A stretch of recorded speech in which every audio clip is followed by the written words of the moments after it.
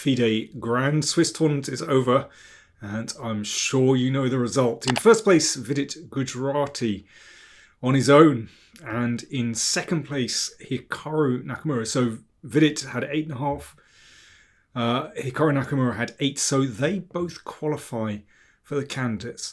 For Vidit Gujrathi, this was such a triumph. He lost in the first round and bounced back incredibly to win the tournament on his own. Takes great character. And I'd like to show you a couple of his games. One is an extract, starting in this position, and another is a full game. So this was his last round game against Alexander Predka. So Vidit is white. And I'd like you to have, in case you haven't seen the game, I'd like you to have a think. How do you play here as white? Now, Vidit has won a pawn. This is an extra pawn at the side of the board. But how do you convert this extra pawn? And I found his next move hugely impressive. In fact, Vidit has shown superb technique throughout the tournament. You know, I wouldn't describe him as a flamboyant player. But his technique is superb. He had quite a few long games. Really sound endgame player. And I think to win this one is not at all easy, considering that White's king is a little bit cramped by the pawn, by the knight. The knight is in excellent position. This rook might want to come down here. This is not simple at all, and Black's king is pretty good in the middle of the board. So how do you play with White? Vidit played rook d4, which to my eyes, at least at first glance, is a really surprising move because it allows the rook down to c1. This is the best move, by the way, but it is absolutely not obvious. At the moment, White's the best move, considering that it allows Black's rook in on the back rank, and that looks even worse for White's king. How does White's king emerge from this? It's absolutely correct, though. So rook b4 played. Attacking the pawn. Well, this is all very well, but, Black's counterplay is serious. And rook b1. Now, rook takes pawn would be a mistake because the knight comes in and then wants to go to d2 to attack the bishop. So how does White play from here? And I think it's this next move in combination with this rook d4 to b4, which is a really clever idea. Vidit played f4. White can't get anywhere unless the king escapes from this box. So f4. So if the knight moves, then you can take here and the king will emerge. So, of course, Black takes the pawn. And Vidit recaptured. Knight f3 check. And king g2. So he's given up a whole pawn, but the king escapes from the box. I mean, it's still not absolutely clear what's going on here. If the knight retreats to e5, let's say, then rook takes b7. So knight d2 played. Got to keep some initiative. Hits the bishop. Bishop d3. Pushing the rook. Rook e1. Attacks the pawn. King f2. Defends the pawn. There's a little bit of toing and froing here. And at this point, Vidit obviously had done his calculation very well. And he simply played rook takes b7. Now, he has calculated that after rook takes pawn, check, a5, in fact, this pawn is just too strong for these pieces. Basically, the rook and the knight can't really get back successfully. But this is a superb bit of calculation, actually. So the game finished like this. Rook e5, a6, a check, another check with the knight. The knight came back. And now simply a7. And of course, knight takes rook. White gets a queen. Now, there are a few spite checks. A check here, But the king just ran all the way back to the corner, and it can't be bothered there at all. Well, it could be bothered by this. That threatens a mate in one, but you can get a queen. And for example, you could take there and then take that knight, and that's game over. But I think this idea is brilliant, and it takes a lot of nerve. Remember, this is the last round, and Vidit was pressed, needed to try and win to qualify. He wasn't sure whether a draw would be enough, and this move really goes for it. Absolutely superb. I'd like to show you another game of his. So this was played in, let me see, round 7. And Vidit was black. So he's playing Javokhir Sindarov from Uzbekistan, one of the young Uzbeks who, well, I mean, they're an incredible cohort. If you think of the Uzbek team that won the Chennai Olympiad. So this is a tricky one. But let's see what happens. I mean, I'm going to skirt through these first moves fairly quickly. It's a gioco piano. It's all very subtle. And bishop e3. You don't have to play bishop e3 in this position. You can play sort of more normal moves like this, or knight d2 and rook e1, and so on. Swing the knight around to the king side. Bishop e3 obviously changes the nature of the position. The exchange potentially allows white to use the f file. And the knight comes over. Knight e7. I think this is a nice maneuver. It's quite clear that, white wants to attack on the king side. So it might be good to swing a knight over. But also this is the idea. d5. And knight e takes d5. So it means that with this knight maneuver, this knight has not had to move, and that's crucial. This knight has done all the hard work in breaking with d5, and that knight remains on f6, protecting the f-file and, stopping, for example, the queen coming out here because it remains on f6. So this break in principle is a good idea for black because you might be able to target that pawn. Okay, this all looks very sensible. I like knight b6 because this pawn is potentially vulnerable. In fact, it would be nice for white if you could play that pawn back to c2 to consolidate. But that pawn on d3 is a little bit of a weakness. And I do like this move. And the rook comes to the semi-open file. This is an issue. Now, crunch moment. How would you play here with white? White to play. What looks like a good move? Well, Sindarov was tempted by the g-pawn advance.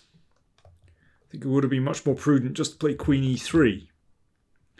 Just stepping out of the pin.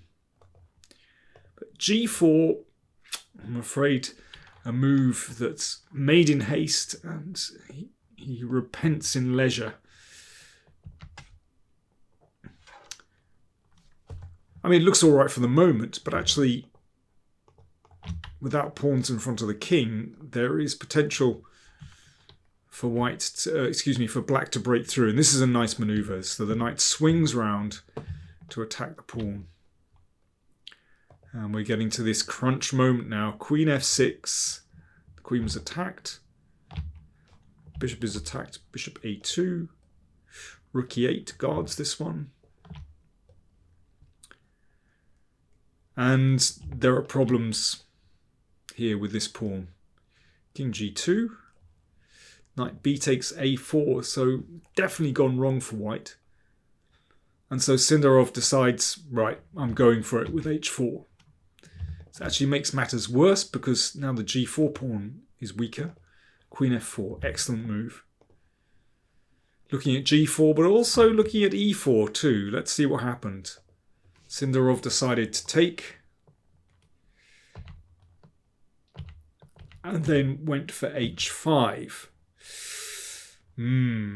Well, of course, if he can successfully take the bishop is trapped, then it's all worked out fine. But I mean, I don't think Vidit's reply is too difficult. What would you play with black in this position? Black to play. Rook takes d3 played. Just smashing through, because if the bishop is taken, well, it's hardly surprising that this is very, very good for black. The king is completely open. If queen h2, for example, you can check here and take on d1.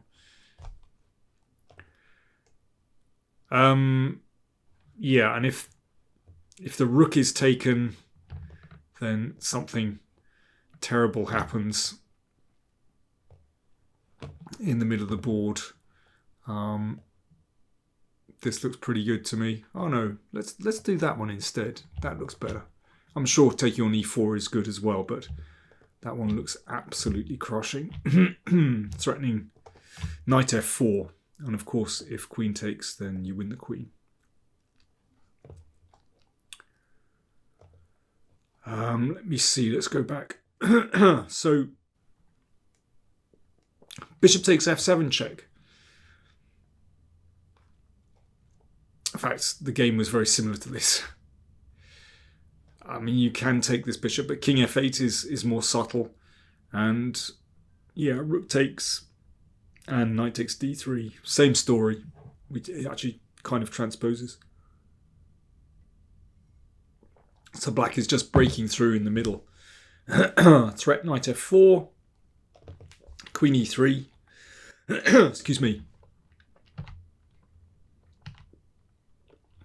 And this is very pragmatic from Vidit. You could just take here. And then take here. But he probably thought, well, I don't want to have to negotiate some middle game, because the endgame looks completely winning. And he trusts his technique. Vidit's technique is absolutely superb. So it's two minor pieces against a rook. Excuse me. But crucially, the bishop is very well supported on c6. And after knight takes b2, this knight is going to head back safely. So long as the minor pieces have good support, then you're always going to be okay against a rook. And the rest wasn't too difficult. A few precise moves. There was a bit of shuffling. And some very good calculation actually coming up. So if rook e7, in fact you can just take this. Makes a massive difference that these pieces support each other. Knight b6, g5, king heads out, and Vidit finally goes for this,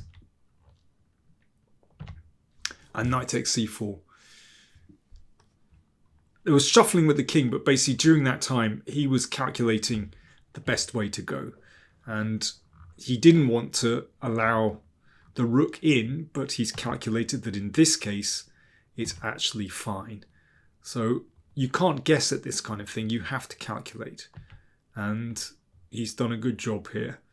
So the bishop comes in. Of course, if rook takes pawn, then knight f5 check, forks, g6, and now b5. Again, excellent calculation.